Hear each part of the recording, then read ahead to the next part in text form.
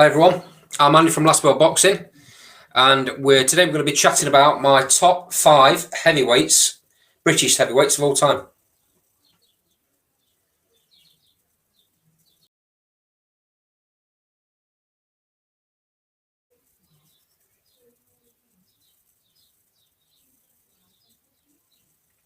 So, okay, number 5, Henry Cooper, the darling of British boxing. Henry went 12 years unbeaten as a British and Commonwealth champion.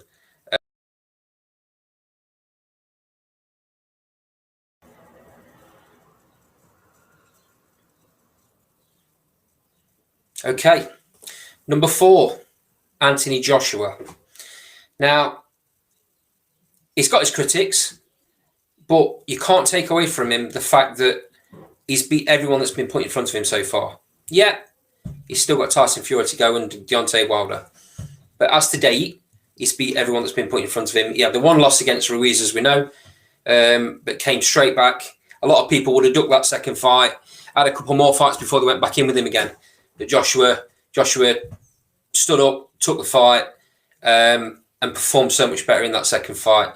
Obviously, without forgetting as well, he was the 2012 Olympic gold medalist. So that's AJ, number 4.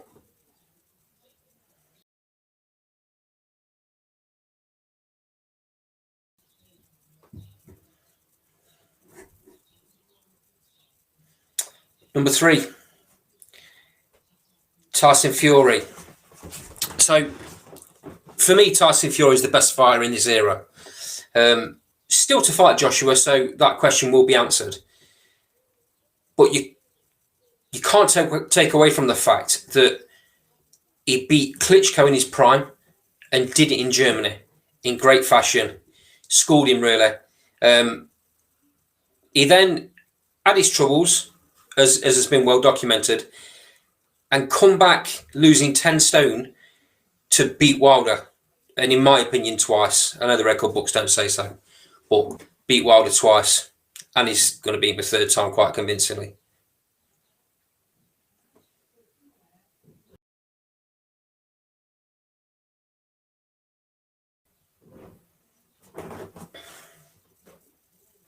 Number 2. This one might come as a bit of a shock to people, but Bob Fitzsimmons. So, for people that don't know, Bob Fitzsimmons was a fighter around about 1890s to the early 1900s. He was the first ever 3-weight world champion. I know we're talking about heavyweights right now, but I need to give a better background on Bob. First 3-weight world champion ever, middleweight, light heavyweight, and heavyweight. And he goes down in the record books as being one of the hardest punchers of all time as well. And considering he's come up from middleweight into a heavyweight, you can understand why he was winning world titles at heavyweight. I think Ring Magazine have him in their top 10 of all time big punchers. He's also in the Guinness World Records as being the lightest ever heavyweight. That's still not been beaten till today, and he's unlikely to be because of the way you have to weigh in at certain weights now. So, just concentrating on his heavyweight career, in 1896, he won the heavyweight world title from gentleman Jim Corbett, who had won that title from the legend John L. Sullivan. So that tells you what sort of category of fighter he was. And he did things a bit the opposite way, really, because he firstly won the middleweight world title, beating Jack Dempsey. Again, amazing fighter.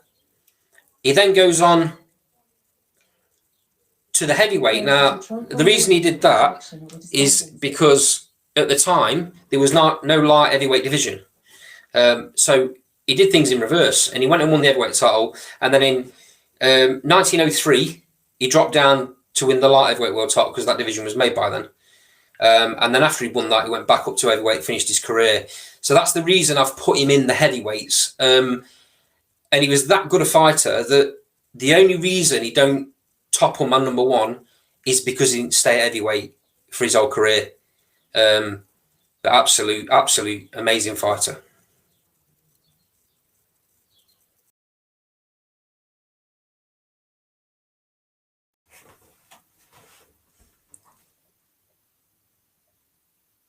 Number one, Lennox Lewis.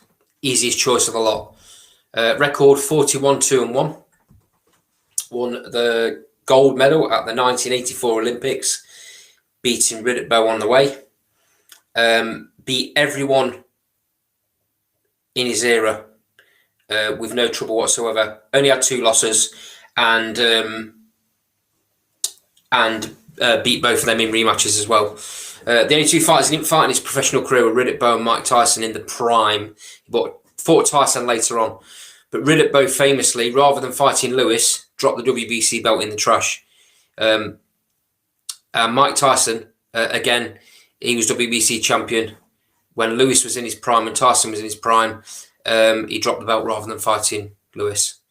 But absolutely outstanding fighter. And for me, would be probably have a good chance of being in the top 5 of all-time heavyweights. That's Lennox Lewis, number one.